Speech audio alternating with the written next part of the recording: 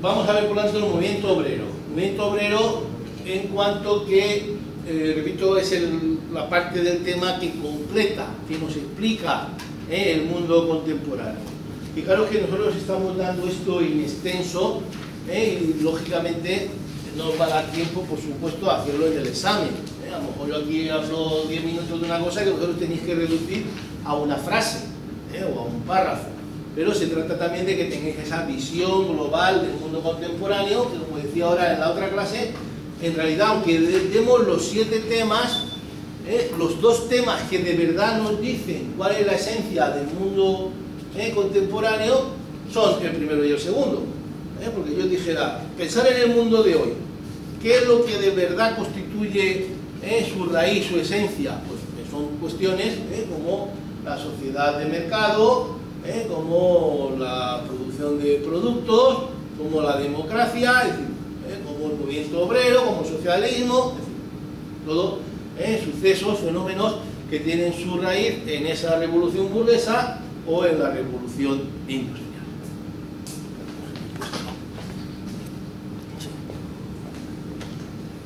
Aquí vemos 2 consecuencias de la revolución industrial: las condiciones penosas de trabajo, el trabajo infantil, por ejemplo, y las reivindicaciones de los obreros que buscan, mediante pues, huelgas, manifestaciones, unas mejores condiciones. Fijaros que la consecuencia fundamental de esta revolución industrial es la aparición de 2 clases sociales nuevas. Frente a la sociedad estamental anterior, ahora aparece la clase proletaria y la clase burguesa. ¿Qué es la clase proletaria? La formada por los trabajadores, trabajadores que vienen del campo, recordar, son campesinos que quedan sin tierra, pequeños campesinos que quedan sin tierra, jornaleros, o del artesanado, mayormente del campo porque hay un proceso de urbanización, no lo olviden. Y realmente es una población urbana con bajo nivel de vida. El empresario intenta pagar lo mínimo posible. ¿Y cuál es lo mínimo posible? El nivel de subsistencia. No puedo pagarle por debajo del nivel de subsistencia porque se muere. Entonces, lo mínimo posible es el nivel de subsistencia. Y si no hay nada que obliga al empresario a pagar más, o el Estado, o la ley o la huelga, el Estado paga, el empresario paga el nivel de subsistencia. Y el campesino, perdón, el proletario es una persona que vive de su trabajo, no tiene propiedad, por definición, una que vive de su trabajo. La mecanización, ya dijimos que produce una introducción masiva del trabajo femenino que cuesta la mitad que el masculino, digamos, cualificado, y del trabajo infantil que cuesta la 4ª parte. Entonces hay un incentivo de pagar menos a introducir mano de obra barata. Las condiciones de trabajo eran terribles, a veces hasta 16 horas de trabajo. Cuando la ley Fabril del año 33 en Inglaterra regula el horario de trabajo por primera vez, establece un horario de trabajo de 13 horas y media, con 15 horas pero hora y media para almorzar. De manera que hay una reivindicación del movimiento obrero hacia las 8 horas, 6 días a la semana, un día de descanso semanal, y 8 horas para dormir, 8 horas para trabajar y 8 horas para descansar. Las condiciones de seguridad e higiene, pues exactamente igual, terribles. Humedad, recordar que la máquina de vapor, la máquina modelo, pues del agua hierve a 100 grados lógicamente, una humedad terrible, pero y un calor cerca de ella terrible porque el agua hierve a 100 grados, pero a medida que uno se aleja, la fábrica no tiene ningún otro tipo de calefacción. Entonces un obrero que esté, por ejemplo, trayendo carbón para la máquina de vapor, pues pasa de 0 grados o de 5 grados a 80 grados. Va por la carretilla con ese cambio de temperatura, productos químicos, mala ventilación, etcétera, etcétera. Y hay que haya una reivindicación no solo de jornada, sino también de condiciones de trabajo. Para acabar con ¿qué? Pues la alta siniestralidad, las enfermedades profesionales, de que hay una demanda, por lo tanto, también de esa protección social, de una participación del Estado que regule esas condiciones de trabajo, a lo cual el Estado liberal se negaba porque entendía que debían ser los propios partícipes del trabajo, es decir, el obrero y el empresario, quienes regularan por la ley de la oferta y la demanda esas condiciones de trabajo. La situación, por ejemplo, de las casas, pues hacinamiento, obreros emigrados a una ciudad donde no hay condiciones para recibirlo y una familia de 6 miembros que viven en una misma habitación. O por ejemplo el chabolismo. Chabolismo es decir, casas desestructuradas, sin resistencia, sin alcantarillado, sin agua corriente, por unos barrios llenos de marginalidad, unos obreros sin trabajo o expulsados de la empresa, que se dedican a la delincuencia porque no tienen integración en el mercado de trabajo, la prostitución, el alcoholismo, todo lo que veis por ejemplo en las novelas de Dickens. Las novelas de Dickens reflejan mucho esta sociedad industrial marginal. Las consecuencias de esto fue la ruptura de la cohesión social. Fijaros que el mundo del antiguo régimen era un mundo muy cohesionado. Evidentemente había muchos abusos, pero había un fuerte control social de la ideología dominante, la ideología, si queréis, nobiliario-religiosa, de verdad que todo el mundo estaba integrado, de alguna manera se sentía protegido por el sistema, se sentía partícipe del mismo, la beneficencia de la iglesia y de la propia ciudad de alguna manera los recogía y daba una cierta seguridad. Y ahora hay un desapego, hay una ruptura, hay un desapego a la iglesia, una pérdida de los valores sociales, de manera que la clase obrera nace como una clase ajena al Estado, ajena al sistema social. Y eso lleva a que ella misma se configure a sí misma como una clase que tiene que defenderse por sí misma. Y aparecen las sociedades de apoyo mutuo y los sindicatos, como ya con un carácter reivindicativo. Apoyo mutuo es para protegernos entre todos, ponemos dinero, por ejemplo, si uno se queda en el paro o si uno tiene un accidente, pues cobra de la caja que hacemos. Y los sindicatos ya es algo más organizado, que además tiene un carácter reivindicativo. Y en el otro lado está la burguesía, la burguesía que era una clase urbana, porque la palabra burgués viene de Burgos, que es ciudad, era una clase dedicada nuevamente al comercio. Con la revolución industrial se convierte en la clase propietaria de los medios de producción y que controla también los mecanismos de intercambio. Y como decíamos, pasa también a controlar la estructura política, a través, sobre todo, pues, de la alta burguesía, porque dentro de la burguesía hay diferencias, pero hay una alta burguesía de banqueros, de grandes empresarios, y luego podemos hablar de una burguesía media, la burguesía meritocrática, donde tenemos pues, los profesionales, los médicos y abogados, los comerciantes y los artesanos que quedan, pero ya fuera de la protección del sistema gremial. La clase que domina la política, que domina la sociedad, es la alta burguesía, propietaria de los periódicos, de los bancos, de las fábricas, de las sociedades por acciones. Frente a la mentalidad rentista del antiguo régimen, es decir, cojo dinero, compro tierras y las arriendo, y vivo a veces por encima de mis posibilidades, que es lo típico pues, de la nobleza decadente.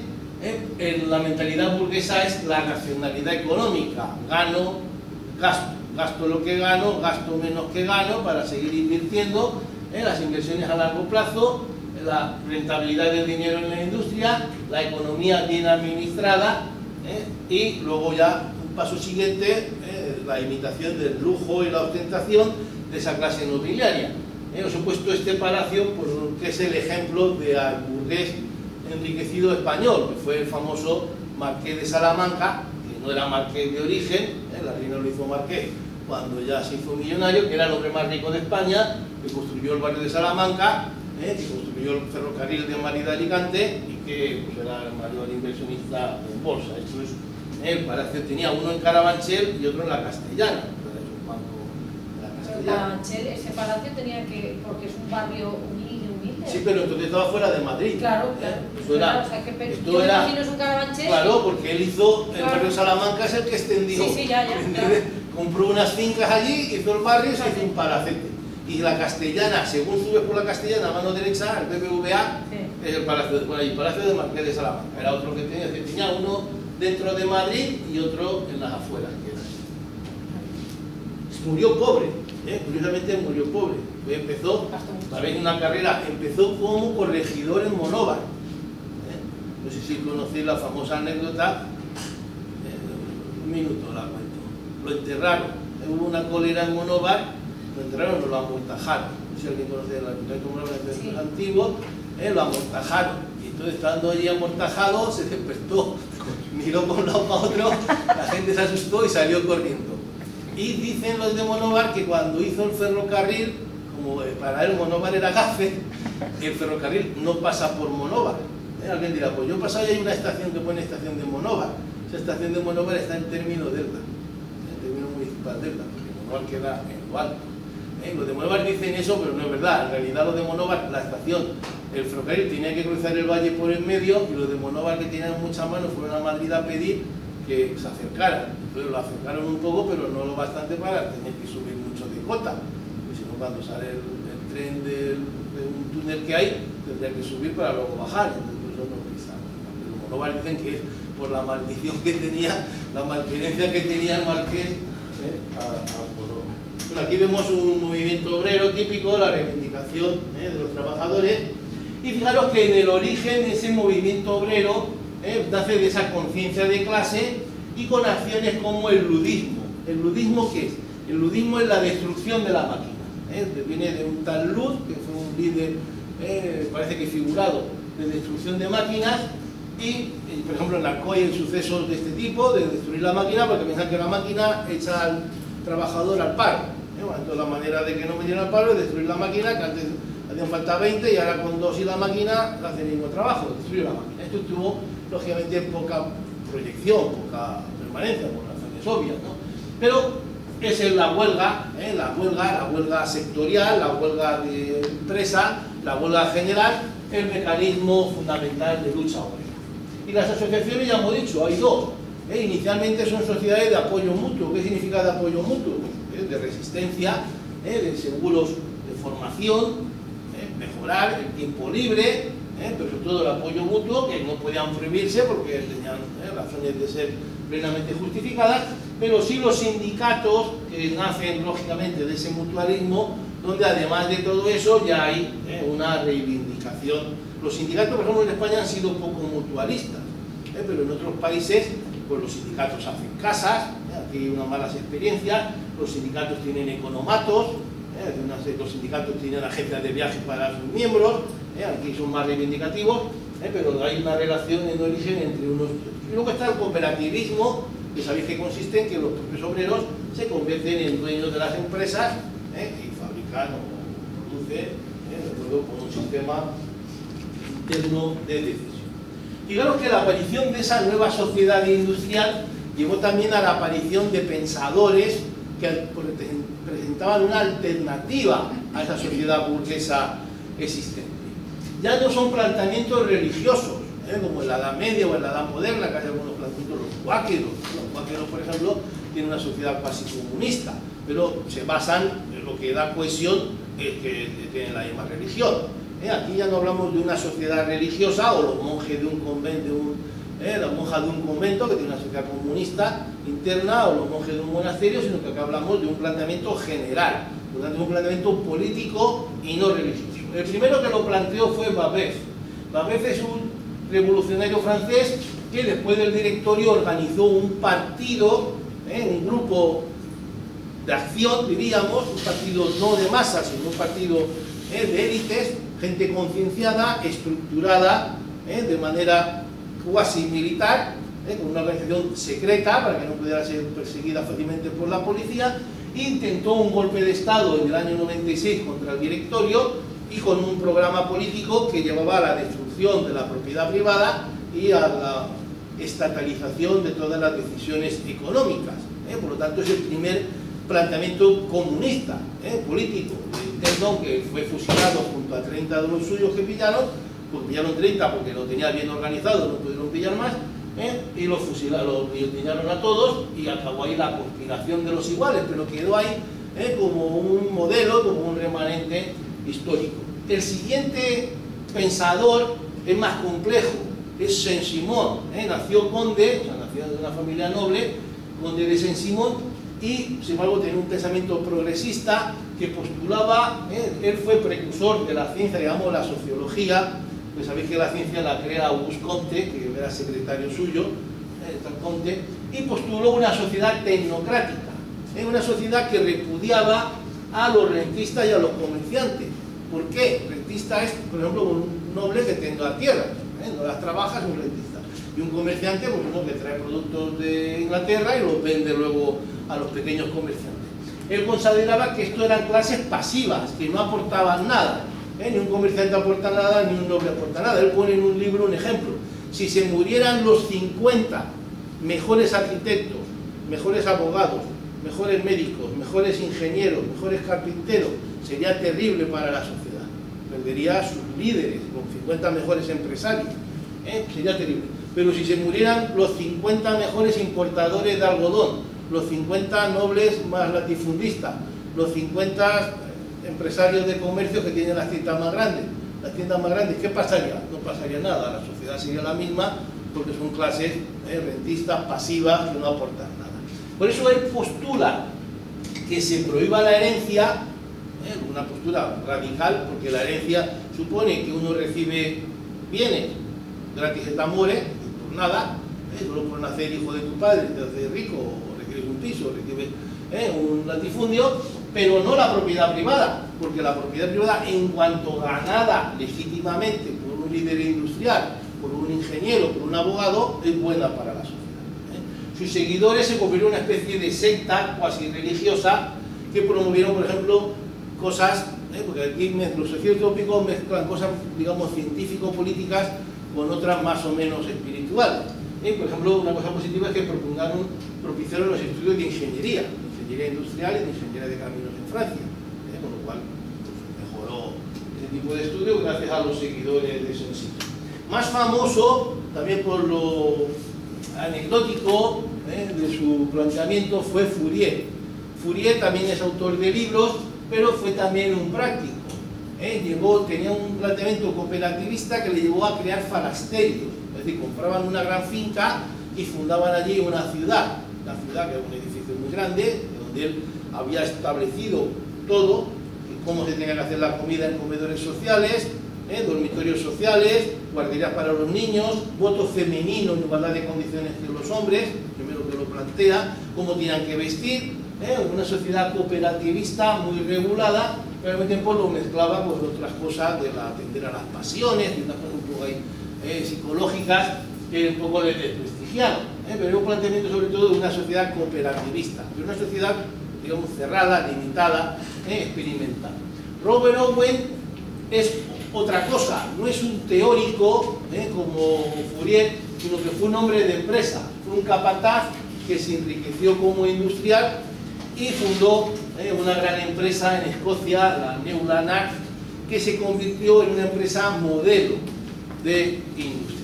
De manera que trató muy bien a los obreros, con economatos de obreros, con guardería para los niños, lo cual hizo una empresa muy rentable, que era un ejemplo que se seguía en todo el mundo. Luego se radicalizó, pensó que si ellos se enriquecían con el algodón era porque los esclavos lo trabajaban en América, y eso le llevó a un planteamiento de crear también una especie de colonias. Fundó una muy grande en Indiana, en América, la Nueva Armonía, que fracasó, volvió de Estados Unidos con una aureola un poco mística, sindical, y fundó sindicatos y cooperativas. Fundó un gran sindicato y un movimiento cooperativo que luego participará en el llamado Cartes. Y luego tenemos Cabet, que publica Viaje y Calle, también planteó una serie de colonias parecidas en Estados Unidos. Todos estos son los antecedentes de Marx, lo que llama Marx es el que le puso el nombre de utópicos para distinguirlo de su socialismo, que es el socialismo científico. Fijaros que en la primera internacional el movimiento socialista se va a escindir en dos corrientes enfrentadas, dos corrientes opuestas en su concepción de la sociedad. Por una parte tenemos el llamado socialismo o comunismo, que también llamamos marxismo por el apellido de su creador, Carlos Marx. Plantea propiedad estatal de los medios de producción, todas las fábricas son del Estado. Dictadura del proletariado, es decir, la clase proletaria a través de diversos mecanismos, luego Lenin hablará de los soviets, se hace con el poder. Una economía centralizada, Esto es lo principal. ¿Qué significa economía centralizada? Que es el Estado el que responde a las preguntas económicas. ¿Cuáles son las preguntas económicas? ¿Qué se produce? ¿Cómo se produce? ¿Dónde se produce? ¿Y a qué precio se produce? Hoy, ¿quién responde a esas preguntas? Es el mercado, ¿correcto? El mercado dice si los vaqueros se venden más que los de Tergal, y qué vaqueros se venden y a qué precio se venden, porque lo ponen en la tienda y es la gente la que escoge unos y rechaza a otros. Y los que la gente pide mucho se encarecen y los que la gente no quiere se abaratan. Sin embargo, el planteamiento socialista es el Estado que tiene que decir qué se produce, dónde se produce y cómo se produce. Y plantea tomar el poder mediante una huelga revolucionaria o un golpe de Estado que lleve al proletariado a instaurar esa dictadura y hacia esa sociedad comunista. De este socialismo marxista se escindirá, se separará el movimiento socialdemócrata, lo que se llamó revisionismo, el laborismo en Gran Bretaña, que es partidario de transformar la sociedad, pero por medios legales, por medios electorales, con el apoyo de los votantes y desde los parlamentos. Y enfrente está el anarquismo representado por Bakunin, luego un seguidor importantísimo de Bakunin fue Kropotkin, pero el que plantea es Bakunin, que plantea la propiedad obrera directa, ya no es del Estado, sino es de los obreros. Con el Estado, ¿qué hay que hacer? Hay que abolirlo. Toda autoridad es nociva. Es una sociedad autogestionaria, sin Estado, casi sin autoridad, aunque no es tan radical y sabe que es imposible, pero casi sin autoridad, con una economía totalmente descentralizada. Por la fuerte represión que sufrió, por su incapacidad para mover grandes masas que aspiraran al poder, el anarquismo evolucionó hacia el terrorismo, concretamente hacia el magnicidio, es decir, matar a los líderes para transformar la sociedad. Líderes tienen otros, los emperadores, los reyes y los jefes de gobierno. Y en Inglaterra, el movimiento obrero se centra en la llamada Carta del Pueblo. Esta es una fotografía que recoge una manifestación muy antigua, que recoge esa manifestación cartista, que presentaron una reivindicación, que es lo que se llama la Carta del Pueblo. Anteriormente, los antecedentes es que en Inglaterra, recordar, no hay una revolución burguesa, ni la revolución finisecular del 18 de Francia, ni revoluciones en el 20, en el 30 o en el 48. Hubo una prohibición de los gremios que se extendió a los sindicatos de una fecha tan temprana como el año 59, y serán reconocidos los sindicatos 70 años después. Todo el tiempo intermedio, todo sindicalismo es prohibido, pero no el mutualismo, pero sí el sindicalismo. Y la participación política de los sindicatos, de los cooperativistas, se centra en esa Carta del Pueblo que desarrolla una acción reivindicativa que abarca del 36 al 48. Fijaros que lo que movió a esa Carta del Pueblo fue que a medida que se amplió el derecho de sufragio a la clase media, la clase obrera empezó a reivindicar participar también de la posibilidad de elección. Entonces se incluyen sindicalistas, también se incluyen demócratas burgueses, radicales demócratas, y son reivindicaciones fundamentalmente políticas, y movidas por personajes, como decía, como Owen y algunos otros seguidores de esos socialismo utópico. Y es un movimiento pacífico, aunque fue reprimido duramente, no llevó consigo, digamos, una revolución. ¿Qué es lo que plantea esta Carta del Pueblo? Primero, sufragio universal, todavía masculino, porque todavía la mujer consideraban que renovación anual del Parlamento, en vez de elegirlo para 7 años, y que durante 7 años, como era hasta entonces, fueron los mismos parlamentarios, el Parlamento todos los años renovado. Voto secreto, lo que nos dice que no era secreto, porque si lo piden es que no era secreto. Entonces, eso se prestaba mucho, lógicamente, a la manipulación. Igualdad de los distritos electorales, igualdad quiere decir también proporcionalidad. ¿Qué quiere decir esto? A lo mejor en Londres había un distrito, sabéis que en el sistema británico, en el sistema parlamentario inglés, un distrito elige un diputado. Un distrito con 100.000 habitantes, con 100.000 votantes, elegía un diputado. Y un distrito del campo, a lo mejor con 5.000 votantes, elegía un diputado. ¿Qué es lo que pasaba? Que Inglaterra estaba llena de lo que llamaban burgos podridos, que eran lugares muy poco habitados, que elegían un diputado donde los latifundistas en realidad mangoneaban, lo que llamamos aquí el caciquismo. Mientras que en las ciudades donde había más clase media y más obreros, pues muchos votos daban también solo un solo diputado. Entonces pedían lógicamente que hubiera una proporcionalidad entre electores y diputados. Y pedían también el sueldo para los diputados. ¿Por qué? Porque claro, si no pueden cobrar los diputados, solo pueden ser diputados los ricos, los caballeros. Entonces pedían que se pagara un sueldo a los trabajadores que fueran elegidos los diputados y a la vez que se aboliera el requisito de propiedad.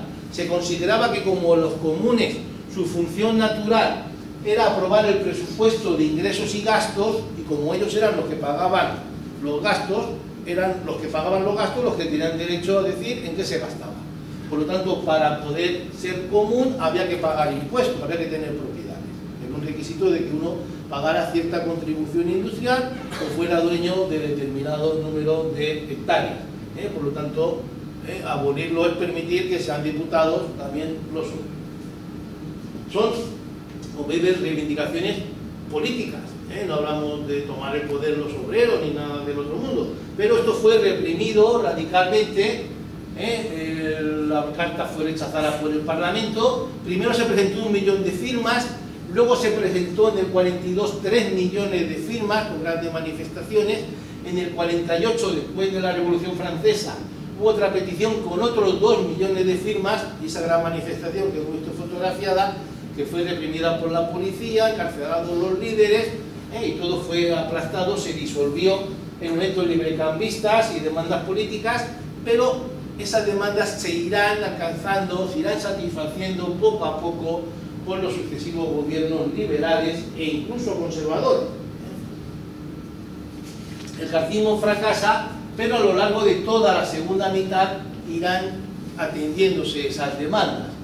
Surgen las asociaciones de resistencia que se legalizan, se legaliza la Trade Union Congress, que es el sindicato, digamos, nacional, del que nacerá el Partido Laborista. El Partido Laborista, que está hoy en Inglaterra, se alterna en el poder con el conservador, es el partido de los sindicatos. El sindicato no nace del partido como la UGT nació del PSOE, sino al revés. El Partido Laborista, por eso la palabra, el Partido del Trabajo, de los trabajadores, que de hecho los sindicatos lo controlaban totalmente hasta hace mucho. A partir de principios de siglo empezará a cobrar fuerza y a partir de los años 20 ya expulsará al Partido Liberal y alternará en el poder con el Partido Conservador. Fijaros que en el 42 se restaura el impuesto de la renta, porque se había quitado. En el 47 la jornada de 10 horas, luego se acabará en el 70 reconociendo el derecho a la huelga. Gladstone pone la enseñanza primaria obligatoria, se accederá al funcionariado por oposición, no por dedo del gobierno. Se abolirá la compra de cargos en el ejército para que haya una carrera profesional abierta a todos. Se regulará el trabajo en las minas, las medidas de seguridad de los marineros, que eran una clase social, una clase obrera importantísima, las viviendas obreras, medidas de sanidad urbana, que hoy están reguladas completamente, esta regulación nació en Inglaterra, y la indemnización por accidentes de trabajo en el 80 y pico. Poco a poco se van satisfaciendo esas demandas, seguro de enfermedad, se acabó con los burgos podridos, ley de salario mínimo, impuestos progresivos, reducción de la Cámara de los Lores a la que se le quita el derecho de veto, se pone sueldo a los comunes. Esto lo hizo casi todos los liberales, pero a pesar de que los liberales intentaron satisfacer esas demandas de los obreros, como he dicho, acabaron por ser expulsados como partido del segundo lugar, y hoy, desde los años 20, se han alternado conservadores y laboristas. De manera que el Partido Conservador se ha mantenido porque es el partido, pues, del campo, de los productores agrícolas, el partido, decían, de los campesinos y los tenderos, de la clase medio urbana, mientras que el Partido de los Trabajadores, pues obviamente es el partido. En Francia fue diferente. Todo lo que en Inglaterra fue pacifismo y reivindicación sin estridencias, en Francia fueron revoluciones. La del 79 que vimos, pero 89, luego el 93, la del 30, la del 48, y sobre todo la del 70, la Comuna de París, con su gran represión, con su matanza de burgueses y su represión. Allá en el 91 se habían prohibido los gremios y por tanto los sindicatos. En el 48 aparecieron los talleres nacionales, que también fueron abolidos en la reacción conservadora, y en el 74 ya se legalizan los sindicatos, que se prohíben luego de la Comuna, una gran represión sangrienta a los excesos comunistas de la Comuna, pero ya en el 84 hay un reconocimiento estatal de los sindicatos y del movimiento obrero, aunque no tuvo la fuerza, el partido, digamos, socialista francés no tiene fuerza hasta los años 30, por el Frente Popular y sobre todo después de la guerra. Había un republicanismo de izquierdas, pero que era pequeño burgués, diríamos, que era el que tenía realmente el apoyo popular de la clase trabajadora. En España la revolución industrial es muy tardía y el movimiento obrero, por lo tanto, también, porque una cosa va acompañando a la otra. Ese movimiento obrero llega aquí ya escindido, anarquistas y socialistas. Los socialistas, como sabéis, dirigidos por Pablo Iglesias, en el 79, poco después de la restauración, fundan el PSOE y después, aprovechando la legalidad vigente de ya con Sagasta, fundan la UGT, el sindicalismo derivado del partido, con afiliación inicialmente obligatoria. Es un partido que no renuncia a la revolución, pero sí que participa en elecciones. Pablo Iglesias es elegido primero concejal, luego diputado, y tiene el socialismo una implantación muy fuerte en Vizcaya, en Asturias y en Madrid. Y me diréis, ¿y Cataluña? Que es una zona obrera fundamental. El socialismo no tuvo fuerte arraigo, porque sí que lo tuvo el anarquismo. El anarquismo llega aquí con un tal Fanelli, discípulo de Bakunin, se extiende rápidamente por el campo andaluz, por los jornaleros sin tierra de Andalucía, y luego en Cataluña. La fundación de la UGT se hizo por la poca aceptación que tenía el socialismo. ¿Se hizo qué? Por la poca aceptación que tenía el socialismo. No, por la poca aceptación no, era un intento de entrar en las clases trabajadoras, de crear un sindicato. No, se quedaba corto, el socialismo no era suficiente. Claro, crear un sindicato específico que tuviera una parte del partido que tuviera una dedicación a los trabajadores. El proceso es inverso. Es decir, aquí primero llega la idea política de un partido que transforme la sociedad y se dan cuenta que necesitan un sindicato. En Inglaterra era mucho más espontáneo, primero fueron los sindicatos y los sindicatos se dieron cuenta que necesitaban un partido. Para poder ir al Parlamento necesitaban un partido, por eso ellos crean el Partido Laborista. El proceso es inverso, las consecuencias son las mismas, que un partido y un sindicato que están unidos. En Inglaterra era una dependencia casi total del partido respecto al sindicato, y aquí, por ejemplo, estaba la afiliación obligatoria. Si eras del PSOE, tenías que estar inscrito si eras trabajador en la UGT. Y todo lo de la UGT pues era del PSOE, era una relación. Y estos postulados anarquistas arraigaron en España mucho más que en ningún sitio del mundo. España es el país con un anarquismo más fuerte, el sindicato más popular, más numeroso en España antes de la guerra era la CNT, antes de la guerra civil, y su FAI como acción directa, Federación Anarquista Ibérica, y también practicaron, como decíamos, un terrorismo fuerte con también boicot electoral. Los anarquistas decían no voten. De hecho, en la República, en el 34, no votaron, porque Azaña les había reprimido, no votaron, ganó por eso la CEDA, y en el 36, a ver que la CEDA era peor que Azaña para ellos, pues fueron a votar y votaron a la Frente Popular. Hablamos de un sindicato que tenía más de 1 millón de afiliados en España en los años 30. A pesar de que Primo de Rivera lo había perseguido con mucha energía. El terrorismo anarquista en España, por ejemplo, pues los famosos hechos de Alcoy, la mano en Alcoy quemaron el ayuntamiento, con todo el ayuntamiento, los concejales, el alcalde y los empresarios dentro, en los años 70, el pistolerismo de Cataluña, en los finales hasta la época de Primo de Rivera, que termina con él violentamente, la famosa bomba de la procesión del Corpus o el famoso atentado del Liceo, con 22 muertos, que era una bomba, como sabéis, desde el Gallinero al patio de Butacas, cuando estaban representando una ópera, murieron 22 personas.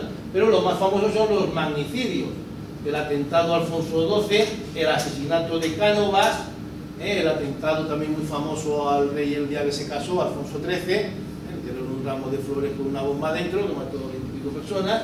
Martínez Campos y Maura fueron objeto del atentado, frustrado, pero Canalejas y Dato, presidente del gobierno, fueron asesinados en Madrid.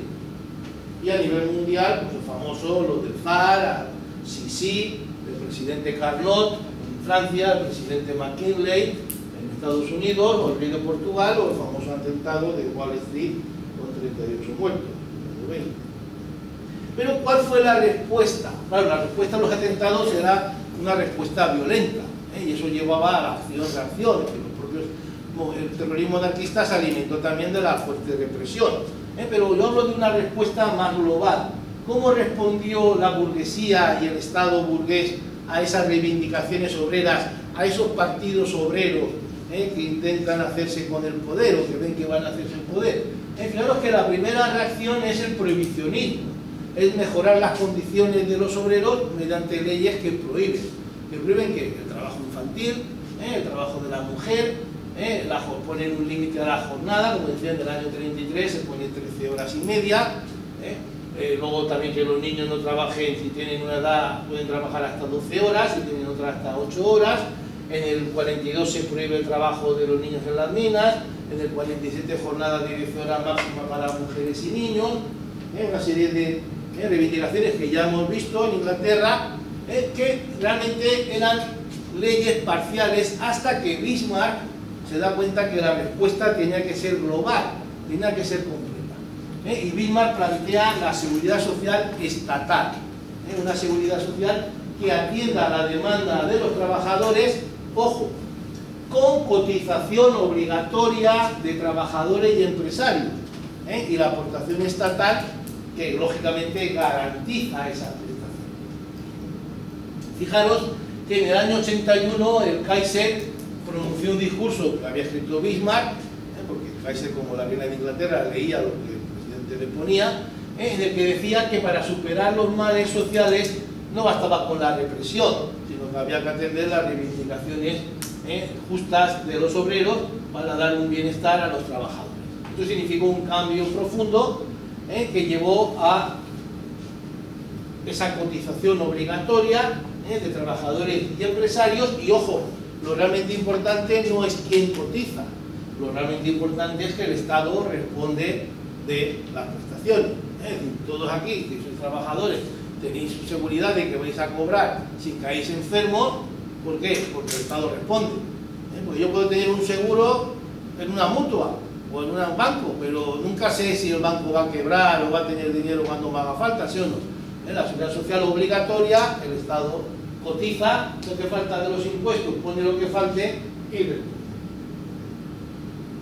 No hace falta decir que esto fue importantísimo. En el 83, seguro de enfermedades, seguro de accidentes en el 84, 89, seguro de invalidez y vejez, y lo dijo muy claro Bismarck en un discurso. Un hombre que tiene asegurado su porvenir, una vejez tranquila para él y para sus familiares, ni es anarquista ni va a matar al emperador. Se trata en definitiva, dice en otro discurso, dar a los pobres lo que tienen derecho para que no nos lo quiten, para que no nos lo arrebaten por la fuerza. Es decir, dar algo para quedarse, y queréis decir, con la mayor parte de la plusvalía, y asegurar. Los seguros médicos son ya del siglo XX, el seguro de la asistencia médica obligatoria, pero estos seguros empiezan en Alemania, en Inglaterra ya habéis visto que había algunas leyes parecidas, y se extendieron rápidamente por todo el mundo industrializado. Primero en los países nórdicos, Dinamarca, Suecia, Noruega, muy importante, Nueva Zelanda y Australia fueron muy por delante, y en España, pues como todo, llegó tardíamente. En el 19 uno de vejez, pero solo para los que ganaban menos de 4.000 pesetas, también uno de paro forzoso, pero solo aportando lo mismo que recaudaran, el Estado aportaba una parte solo de lo que recaudaran por mutua. En el 29 ya con Primo de Rivera uno de maternidad, en el 32 con la República uno de seguro de accidente de trabajo, y ya con Franco el seguro de enfermedad y el de paro. Claro que el de paro llega aquí del año 61. De paro forzoso para todo el mundo por poco tiempo, llegó una cierta tardía como el 61. Y la otra institución que respondió de alguna manera a las nuevas circunstancias fue la Iglesia. La Iglesia se había mantenido totalmente al margen de la realidad social, el obrero se había abandonado la Iglesia, la influencia de la Iglesia, y la Iglesia todavía en el año 64, Pío IX condenaba en un famoso sílabus, una famosa publicación, condenaba por supuesto el socialismo y hasta el liberalismo. El liberalismo es pecado, decía aquel sílabus. Pero uno de sus sucesores, León XIII, en mayo del 91, después ya de unos años publicando algunos escritos, pues los recogió todos en una famosa encíclica que fue de Rerum Novarum, las nuevas circunstancias, se podría traducir, el nuevo mundo, la nueva situación, en la que de alguna manera venía a defender el derecho de los trabajadores pues a unas reivindicaciones justas, a un salario justo, a una calidad de vida, a quedarse con una parte de los beneficios de las empresas, propugna el sindicalismo católico y el derecho, digo, de cada trabajador a un salario que le permita no solo subsistir, sino una vida razonablemente cómoda. Dice, y ese cooperativismo católico, ese sindicalismo católico, que no tuvo mucha repercusión, hay que decirlo, en la clase trabajadora, sí en la zona campesina, de propietarios. Hay un cooperativismo agrario católico, que por ejemplo en todos los pueblos hay una cooperativa San Isidro, de vino o de lo que sea, que fue fundada pues, a finales de siglo, a principios del siglo XX, que viene un poco con este catolicismo social. Esto permite que haya partidos católicos que defienden los derechos de los obreros, o que los católicos puedan ser miembros de los partidos obreros, con lo cual la Iglesia, pues, de estar arrinconada completamente fuera de la realidad, intentó de alguna manera abrirse al mundo.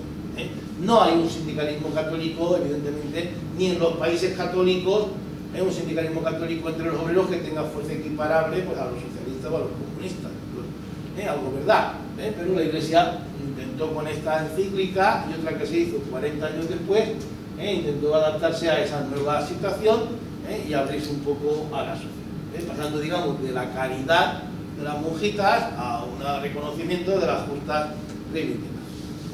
Si siguiéramos hablando del movimiento obrero, ¿dónde iríamos?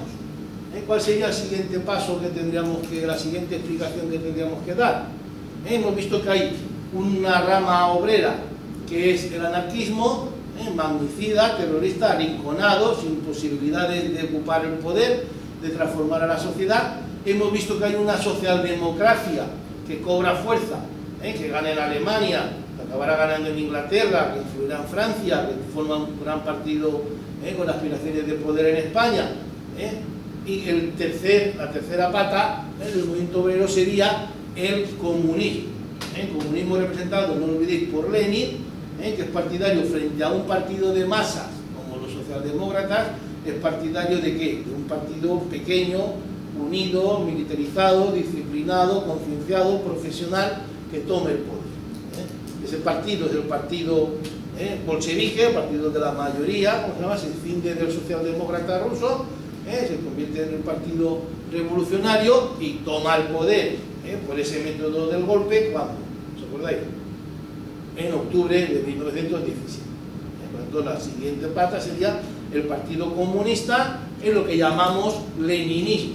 Por lo tanto, tendríamos, al entrar en el siglo XX, habían tres planteamientos: anarquismo, socialdemocracia y leninismo, por llamar así, porque Lenin fue el hombre más importante teórico y práctico, aunque el que dio el golpe, acordado que fue Trotsky. Trotsky fue el que organizó el golpe, pero Lenin era quien concibió el modelo de partido y la forma de tomarlo. Entonces ya tenemos el socialismo, ya tenemos que hablar del socialismo dentro de Rusia y del socialismo socialdemócrata pues, en Inglaterra, en Alemania, en España. Y hay un tercer modelo que no se conoce, que no se estudia, porque feneció, que era el socialismo cooperativista. El socialismo cooperativista era un socialismo, pero no estatalista, sino que los trabajadores fueran los dueños de las empresas y cada empresa responsable de sí misma, que era el que Tito intentó aplicar en Yugoslavia. Cuando yo estudiaba en la universidad, aquello era una cosa que se estudiaba, que se inventaba. Era un caso único, la Yugoslavia de Tito no era tan estatalista, tan centralista como Rusia, parecía que era una cosa un poco intermedia. Lo que pasa es que como Yugoslavia tuvo tanto problema nacional, pues sabéis, pues aquello se hundió todo y con los problemas nacionales se hundió también el socialismo yugoslavo. Estos son las tres ramas, las tres patas del movimiento obrero que nace, como os decía, de la Revolución